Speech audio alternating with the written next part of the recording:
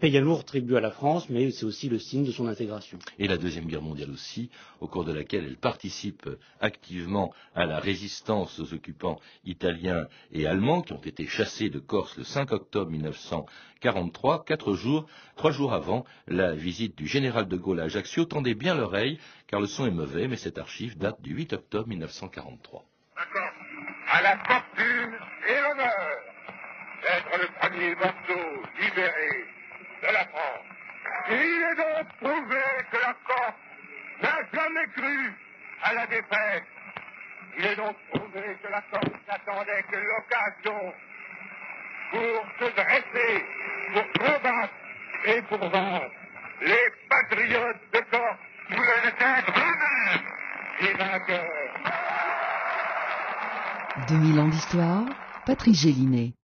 Et l'on vient d'entendre le général de Gaulle en 1943 saluant la résistance de la Corse pendant la guerre, qui a donné d'ailleurs des résistants, des héros de la résistance corse comme Fred Scamaroni, Daniel Casanova. Elle a joué un rôle important justement pendant la guerre, Thierry Ottaviani, la Corse, pendant la Deuxième Guerre mondiale et l'occupation. Eh bien, pendant la Deuxième Guerre mondiale, la Corse va résister à l'occupant italien.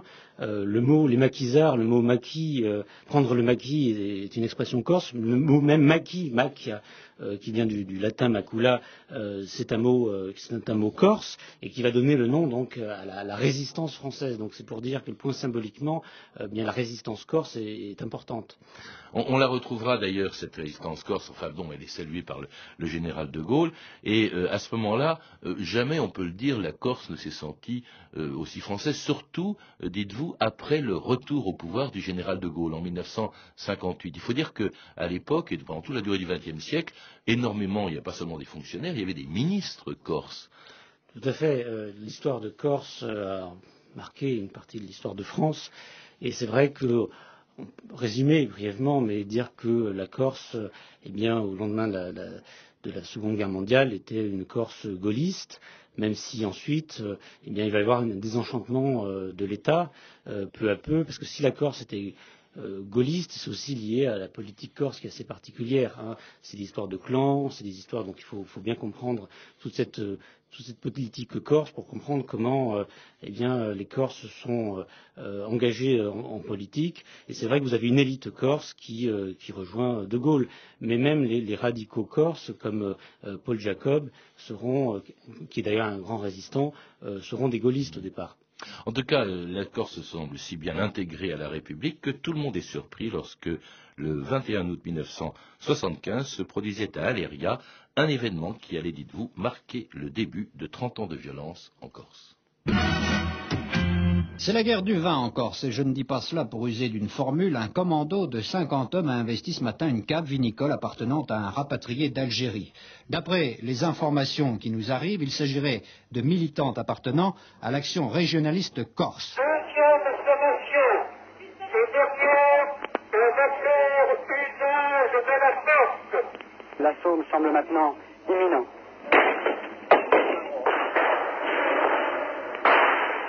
Voilà donc pour les tragiques événements qui se sont déroulés cet après-midi en Corse. Je vous rappelle que 2 gendarmes sont morts. Hugues Girard. C'est évidemment un pas immense qui a été franchi dans l'escalade de la violence en France, puisque jusqu'à présent, personne n'avait tiré sur les forces de l'ordre. Et aujourd'hui, on a donc tiré, on a consciemment voulu donner la mort, et la mort a été effectivement donnée.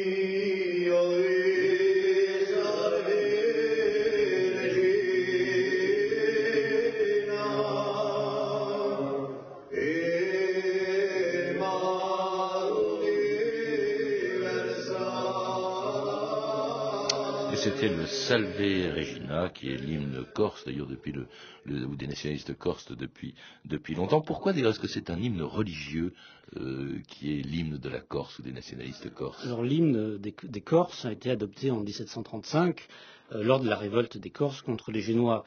L'origine, pendant longtemps, a été attribuée à un berger du Niol, et en fait, on a découvert qu'en fait, il s'agissait d'un texte beaucoup plus ancien, qui datait du siècle précédent, du XVIe siècle, et c'est un texte italien. Voilà, donc c'est un texte religieux parce que la révolte, en fait, en 1735, eh bien, vous avez au couvent de Retz des théologiens qui vont s'exprimer sur la révolte des Corses contre les Génois et vont la déclarer juste et sainte. Ils vont même adopter à cette époque la Vierge Marie comme symbole de la Corse. Et c'est un hymne que chantent encore beaucoup les nationalistes corses. Alors, on l'a entendu, cette manifestation d'Aléria en 1975, plus qu'une manifestation, c'était l'occupation d'une cave viticole. Alors justement, c'était plus qu'un problème agricole quand même, la première fois effectivement qu'on tirait sur les forces de l'ordre. C'est pas la première fois qu'on voit des coups de feu en Corse, mais c'est la première fois effectivement qu'il y a eu cet affrontement dont on dit qu'il est le premier de toute une série ensuite d'actes de violence qui ensanglantent la Corse depuis déjà plus de 30 ans maintenant. Pourquoi? Comment expliquer ce qui s'est passé en 75 à Aléria? Pour expliquer cette date, il faut revenir en arrière et bien voir que le désenchantement de l'État va être marqué par une série d'événements qui remontent à peu près en 1959. À cette époque-là, vous avez un mouvement qui se crée et qui s'appelle le mouvement du 29 novembre et qui va créer des grèves générales dans l'île pour contester il y a un problème, c'est que la Corse, après la Deuxième Guerre mondiale, va être un peu abandonnée. Il y a eu un très grand exode des Corses qui ont quitté l'île et l'économie bien faiblit et vous avez un certain nombre de problèmes qui apparaissent comme par exemple la ligne de chemin de fer qui menace d'être supprimée. Vous avez aussi le général de Gaulle qui qui tente de faire des essais nucléaires dans les mines d'Argenteuil, et tout ça va soulever la révolte d'un certain nombre de Corses. Mais l'événement de la cave d'Aléria est lié en fait à la fin de la guerre d'Algérie, où vous allez avoir l'arrivée des pieds noirs, l'installation de viticulteurs qui vont être aidés en fait par un organisme qui s'appelle la Somivac, qui avait été créé au départ pour aider les habitants de l'île et qui en fait va avoir une seconde fonction qui sera d'aider l'implantation des pieds noirs, ce qui sera très mal perçu par les Corses et donc qui me conduit aux événements d'Aléria. On reproche à ces pieds noirs de faire un vin, une agriculture très intensive et un vin de mauvaise qualité. Et pour sensibiliser la France, comme ils disent l'État français, parce que c'est comme ça qu'ils parlent de l'État à l'époque, les autonomistes, ils vont prendre la cave d'Aléria.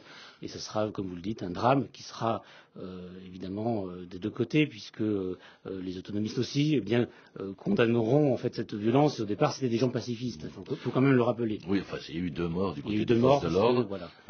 2 morts par balle, justement. Bon, vous l'avez évoqué, vous parlez d'autonomistes parce que l'organisateur de cette occupation, c'était Edmond Simeoni, qui est le patron de l'ARC, l'Action régionaliste corse, qui est autonomiste. Mais très vite, les choses vont dégénérer, puisque effectivement, c'est un an après qu'est créé le FLNC, qui lui, en revanche, est favorable à l'indépendance. C'est-à-dire qu'à partir du moment où vous avez des mouvements qui vont réclamer l'autonomie, il va y avoir toujours des gens en Corse qui vont trouver que c'est pas assez. Et il va y avoir, c'est vrai, une évolution des mentalités. L'autonomie, il réclame à peu près un statut comme la Sardaigne par rapport à l'Italie, donc une région autonome. Et c'est vrai que les nationalistes vont plus loin et demandent carrément l'indépendance de la Corse. Alors ces mouvements se créent de façon un peu ce sont des jeunes en fait qui se réunissent, qui ont la nostalgie de certaines figures emblématiques de l'île, comme Pascal Paul. Donc on a rappelé l'histoire, qui est quand même le premier à avoir fait une constitution démocratique au niveau européen, enfin du monde moderne. Et donc, oui, avant les États-Unis. Avant les États-Unis, voilà. Donc oui. Il y a tout ce passé corse, bien qu'il ressurgit. Il y a aussi des mouvements régionalistes au niveau de la chanson qui veulent se réapproprier, relancer des chants qui avaient été un peu oubliés, comme les Padiels. Donc vous avez toute une évolution en fait des mentalités, de mouvements qui vont revendiquer une certaine culture corse, qui vont faire référence à cette nostalgie du passé, Pascal Paul, et donc vont revendiquer une Corse indépendante et se défendre la nation corse. Oui, enfin en se défendant en multipliant les actions violentes et malgré l'action du ministre de l'Intérieur de l'époque, Charles Pasqua. Un militant nationaliste a été assassiné à Ajaccio. 3 hommes abattus, une femme grièvement blessée. La guerre entre les factions rivales du nationalisme corse fait rage. Une nouvelle flambée de violence en Corse où 3 nationalistes ont été abattus en une seule journée. Nouvel assassinat en Corse. Le garde du corps de l'un des principaux dirigeants nationalistes corses. Corse, c'est l'escalade dans les règlements de compte. Escalade de la violence en Corse. Charles Pasqua. Le terrorisme s'arrêtera le jour où vous aurez décidé qu'il doit s'arrêter. Premier ministre de l'Intérieur corse depuis 1859, je mesure pleinement. Laissez donc faire ces comiques là. Laissez donc faire. C'est vous. Des comiques, vous portez la Corse dans la ruine. Vous la portez par vos provocations, par vos appels à la haine. Par vos appels à la haine.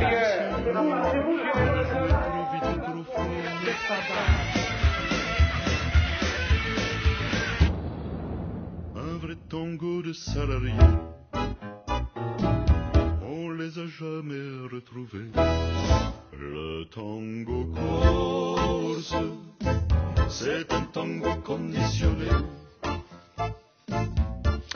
Le tango corse, on a l'impression depuis une trentaine d'années, au fond, que quoi que fasse quelle que soit la politique de l'État français en Corse, c'est un peu une partie de tango qui se fait, ou plutôt une danse, un tango qui se pratique entre les autorités françaises et la Corse, parce qu'au fond, elle oscille tout le temps entre la fermeté, on a entendu Charles Pasqua dire en 86, il faut terroriser les terroristes, et puis en même temps, un certain nombre de concessions qui ont été faites, comme ce statut particulier de la Corse, Thierry Ottaviani. Oui, tout à fait. Donc le statut particulier date de 91. La Corse a donc aujourd'hui un mini-gouvernement, même s'il n'y a pas encore une autonomie, l'île n'est pas autonome. Hein. Mais c'est vrai qu'on a beaucoup cette image d'une violence corse qui est un peu exagérée. C'est dommage puisque c'est vrai que lorsqu'on regarde les chiffres, il y a des plastiquages, tout ça fait de la une des journaux. Et l'assassinat d'un préfet, ça s'est jamais vu dans l'histoire de la République. Tout à fait, tout à fait. Mais vous avez aussi, vous ne pouvez pas comparer le nationalisme corse avec les mouvements comme le TA ou l'IRA. Donc c'est pas, au départ, les nationalistes corses refusent de faire des victimes. Ils plastiquent les bâtiments et ils évacuent même les personnes qui sont dans les bâtiments en tentant de les protéger. Même les animaux domestiques sont pris avec les habitants, les occupants et abandonnés sur une route. Ce n'est que dans les années 80 que, en fait, le nationalisme, on verra des premiers morts. Alors vous avez l'assassinat du coiffeur Choc, vous avez l'assassinat du vétérinaire Lafay, donc des premiers morts qui montrent que la Corse, certains nationalistes vont aller plus loin. Mais vous avez aussi, c'est vrai comme vous dites, un tango corse qui fait que le nationalisme a aussi rejeté la violence et l'assassinat du préfet Erignac a été condamné par beaucoup de Corses. Donc on ne peut pas non plus dire qu'il y a vraiment une violence endémique, hein, comme l'avait écrit lors du rapport Glavany. On a un peu stigmatisé la Corse en disant que c'était un peuple violent, ce qui est un peu exagéré quand même. Mais est-ce qu'il y a une volonté d'indépendance, comme le réclament justement certains nationalistes, les plus radicaux des nationalistes, Thierry Ottaviani? Quand on fait des sondages, on se rend compte qu'une majorité de Corses ne sont pas favorables à l'indépendance. Le nationalisme, en fait, est né en réaction au clan politique qui était en place, de gauche comme de droite, et c'est une troisième force qui s'est créée, et aujourd'hui, eh bien, il joue surtout sur le terrain politique. D'ailleurs, les attentats font partie ce sont des mouvements qui se créent, mais ils ne sont pas forcément toujours liés au parti officiel nationaliste. Merci Thierry Ottaviani. Pour en savoir plus, donc je recommande la lecture de votre livre, il est très complet, vous en dites 10 fois plus que vous n'avez dit dans cette émission, La Corse pour les nuls, un livre publié comme tous les livres sur les nuls, chez First Edition. Vous avez pu entendre un extrait du film Napoléon de Sacha Guitry, disponible en DVD chez René Château Vidéo. Vous avez pu également entendre un extrait de l'hymne corse, Dio vi salvi Regina, interprété par l'Amicale des Corses de Paris. Vous pouvez retrouver ces références par téléphone au 32 30, 34 centimes la minute ou sur le site franceinter.com. C'était 2000 ans d'histoire. À la technique, Jean-Noël Vélan et Guillaume Ballon. Documentation et archivina, Emmanuel Fournier, Clarisse Gardien et Franck Oliva. Une émission de Patrice Gélinet réalisée par Jacques Sigal. Demain, dans 2000 ans d'histoire, un empereur romain célèbre, Néron.